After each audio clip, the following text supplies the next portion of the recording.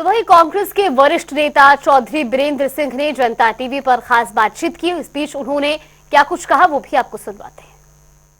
चौधरी बीरेंद्र सिंह जी हमारे साथ बात करने के लिए मौजूद हैं। सर, दिल्ली सरकार लगातार जब भी सर्दियों का मौसम आता है हरियाणा सरकार पर आरोप लगाती हुई नजर आती है, चाहे वो पराली बरने की बात हो या फिर पोल्यूशन जिस तरीके से दिल्ली में, किस तरीके से आप देख रहे हैं? दिल्ली में पोल्यूशन है। ये तो व्हेन अक्टूबर स्टार्ट्स और some winter starts, that is 3 months period. The pollution which is not visible during 9 other months, that comes to the mind of the government, and that is also to make them sure that it is the contribution of the farmers of Haryana. And previously they used to say that this contribution comes from Punjab then Haryana. So because now Punjab is having their government, so there is no transmission which is taking place from Punjab to this place. So it is now Haryana only. But if you talk of pollution as such, the element of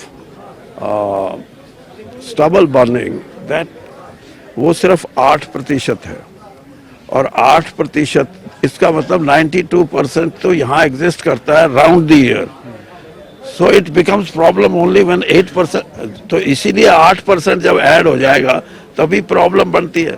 ये सारी चीज़ें कुछ नहीं है. Political बात ये है कि पोल्यूशन को दिल्ली में कभी भी सीरियसली किसी ने भी टेकअप किया नहीं. सर, पॉलिटिकल प्रश्न की बात करें, जिस तरीके से चुनाव में आज जो नतीजे निकलकर सामने आए, ईवीएम एक बड़ा जिम्मेदारी कहीं ना कहीं कांग्रेस उस पर डालती हुई नजर आ रही है. तो क्या सिर्फ ईवीएम ही जिम्मेदार थी या फिर अन्य कारण भी थे? नहीं, अन्य कारण तो कुछ भी हो, लेकिन ईवीएम का जिम्मेदारी का मतलब है the blame rest with the commission, that is election commission, and they should come out cleanly if they are clean. That should not be the अन्य कारणों पे भी चर्चा होनी चाहिए सर.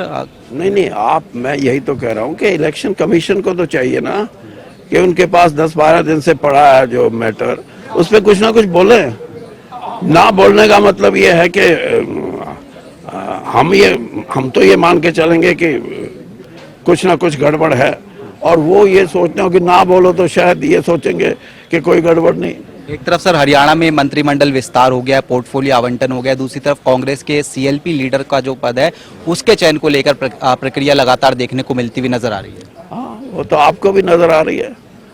1-2 दिन और देख लो, फैसला तो 25 तारीख से पहले हो जाएगा. क्या बदलाव होना चाहिए, या फिर जिस तरीके से 31 विधायक भूपेंद्र सिंह हुड्डा के आवास पर देखने को मिलते हुए नजर आए थे, वो कहीं ना कहीं संदेश है? नहीं, ये उनकी आवाज पे कोई नजर नहीं आए. वो उनके घर जाने का मतलब ये थोड़ा है कि उनकी आवाज पे, उनका खुद का रेजोल्यूशन है हुड्डा जी का, मतलब भूपेंद्र सिंह हुड्डा, वो दूसरा जी नहीं, भूपेंद्र सिंह हुड्डा जी. उन पे रेजोल्यूशन ही मूव, उन्होंने रेजोल्यूशन मूव किया और ये कहा कि हम ये लीडरशिप का, सीएलपी लीडर का मामला हाईकमांड को सौंपते हैं. उनको अधिकार है, वो जिसको भी चाहें. आप क्या समझते हैं सर कि क्या बदलाव या फिर किस तरह की बातें होनी चाहिए? आप देखो, समझो इस बात को. चलिए सर, बहुत बहुत शुक्रिया.